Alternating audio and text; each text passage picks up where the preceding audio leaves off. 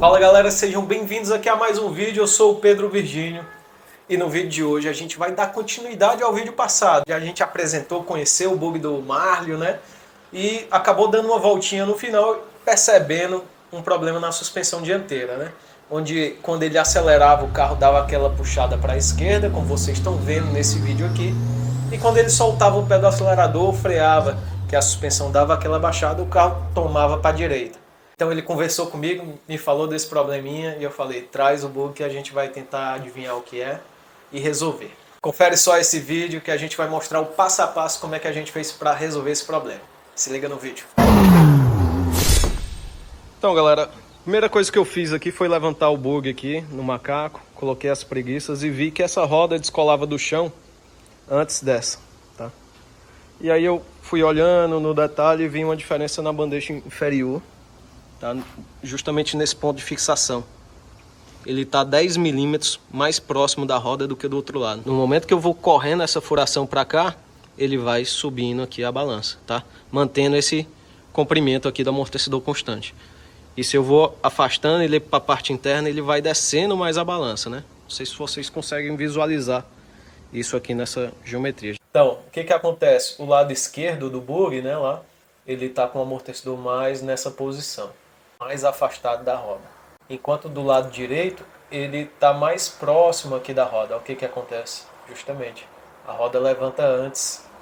Tá? De acordo com que você vai mudando aqui a posição, ó, e mantendo os outros pontos, a roda sobe antes ou sobe depois.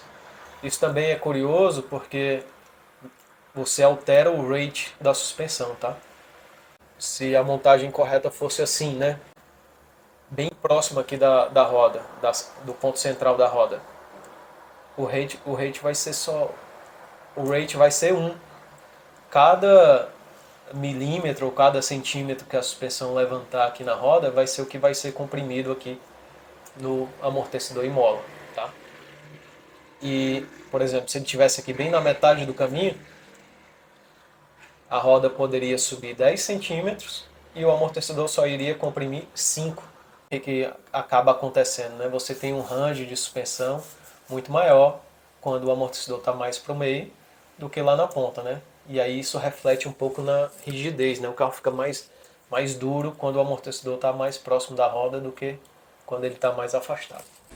Então a gente já desmontou a caixa de direção aqui, eu vou mostrar para vocês o que a gente já encontrou de diferenças. E aí o segundo ponto que a gente pode perceber aqui, o Marlio já tinha dado uma dica também, que ele já tinha feito umas medições em casa, é o comprimento desse braço, né? Do pivô até a rótulazinha aqui da caixa, da cremalheira, tem 10 milímetros de diferença. Então um lado está mais curto do que o outro, isso aqui sim pode interferir bastante no bump steer. E a gente vai equalizar esse comprimento dos braços e voltar a caixa pro carro, né? I feel nauseous, believe me. Never had a lot of shit come easy. Instalamos a caixa de direção aqui de volta na posição. Agora a gente foi aqui na moda antiga, colocamos as linhas aqui, ó, linha lateral de um lado e de outro. Então a gente fez uma medição aqui, daqui para o chassi lá dentro, e fez uma medição também de acordo com o centro aqui na parte frontal, tá? Dividiu ela. Então significa o quê? Que a gente tem essas duas linhas na paralela, tá? Depois disso, a gente fez a medição aqui da linha até o disco e fez a medição aqui no disco aqui na frente para deixar a convergência ok, né? E daí, tendo a divergência ok, né? Paralela a essas duas rodas, a gente fez a medição aqui de diferencial de caster, né? Não é exatamente a medida do caster, porque eu não estou medindo o centro do pivô com o centro do outro pivô. Fiz um gabarito aqui para ter referência com uma manga. Então eu quero só saber o diferencial dos dois lados. Aqui mediu 79,7, tá? Então eu sei que a manga de eixo está a 79 graus, ponto 7. E aqui eu tenho a medição do ângulo aqui da peça. Tá medindo 5,3 agora, tá?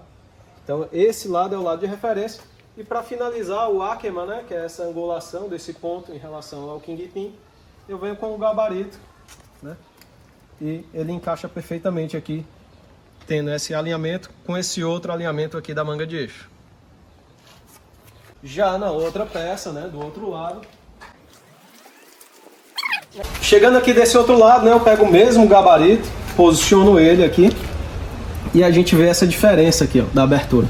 Lógico que o ideal seria a gente medir o centro, né, e tudo, mas como a gente está fazendo da forma improvisada aqui, a gente tem essa diferença aqui de em torno de 3, 4, 5 milímetros aqui de abertura. Então a gente precisa trazer esse ponto mais para cá. Outra coisa que a gente avaliou aqui, o Marley já tinha feito algumas medições na casa dele, é quanto à inclinação dessa chapa, né? A gente conferiu que esse lado aqui, ele está medindo em torno de 8,4, enquanto lá no outro lado tem somente 5,3 graus. Então a gente também tem que subir esse ponto de pivotamento, tá?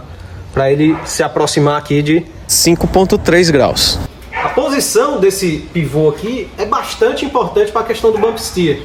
Então, qual é a dica que eu dou para vocês que estão construindo esse tipo de coisa em casa ou na sua própria oficina? Pessoal, seja o mais criterioso possível nas medições, tá? Tente medir várias vezes, chegar o mais próximo de igualdade de um lado com o outro, porque sim, pode dar bastante diferença quando você estiver dirigindo seu carro. The highest bidder, got juice, got gas, I'ma move fast. New shoes, new tracks, like who's that? I'm new, come back, better than last. Yeah, it's a new me, never gonna look back. I'm never gonna look back, cause damn, I was built to last. You move slow and I move fast, and that's facts. Only I can make a change, slowly take a step today. I will never be the same, cause that's what it takes.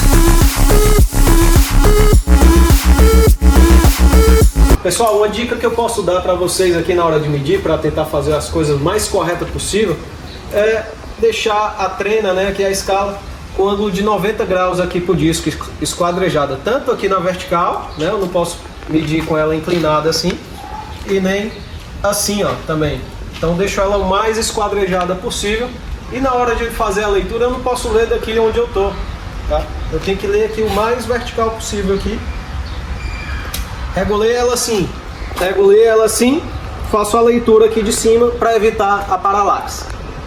Então, pessoal, eu acabei de fazer essa soldagem aqui, né, completa, e com a regulagem aqui através do martelo, né, soldando aos poucos e regulando, medindo, a gente viu que mesmo ele completo a solda, ele ainda variava essa altura. Então, para dar uma estabilizada nesse ponto, a gente vai adicionar esse reforço, né, uma espécie de mão francesa, né. E agora, se ele quiser entortar, ele vai ter que entortar daqui para cá. Então já é uma alavanca bem menor, né? A gente já apoia muito mais. Eu não levei esse reforço até a ponta, né? Porque existe a possibilidade da gente querer adicionar um outro furo aqui. E desse modo, quando a gente já traz esse furo aqui mais para frente, a direção vai ficar mais rápida, né? Se eu fizer uma furação mais próxima aqui do Kingpin. Essa direção fica mais rápida. O que é uma direção mais rápida? É uma direção que você vira a mesma coisa, mas as rodas do carro viram mais. Então você consegue fazer uma curva fechada, virando menos o volante.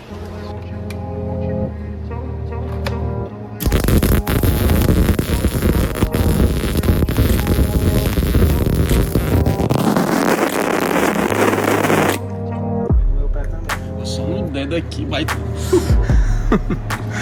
Um dedo que tava de bobeira aqui, ó. Pegou bem aqui, ó.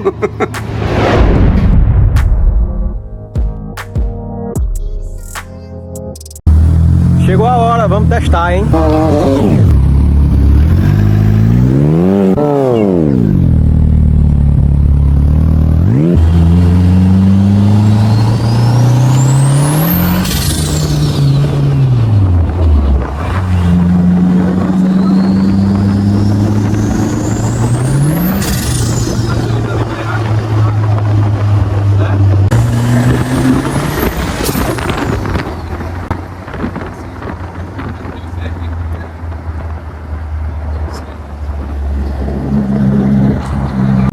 E aí? Cara, muito diferente. Muito diferente. Tá bom, né? Feedback do dono. pra câmera aqui. Até agora tá filé. E é porque foi alinhado nas coxas, né? As coxas sim, né? Na linha. Na linha.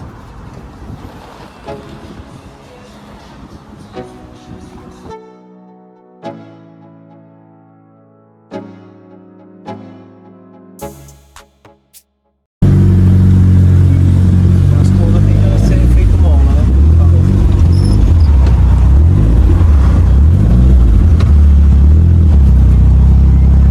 Meu amigo, mandar um vídeo. Não tem um ator diferente? Um ator é com câmera. Meu é 1.200 libras de cerâmica. Não o mesmo ator, né? Mas era mais grosso.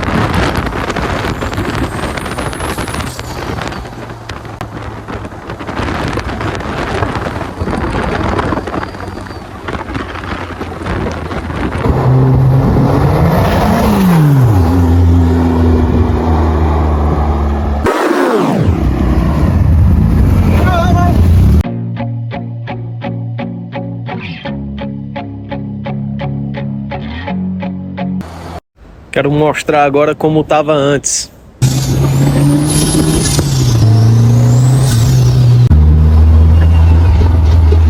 Ó, tá vendo? Se eu tiro o pé do acelerador, ele faz isso. Vai.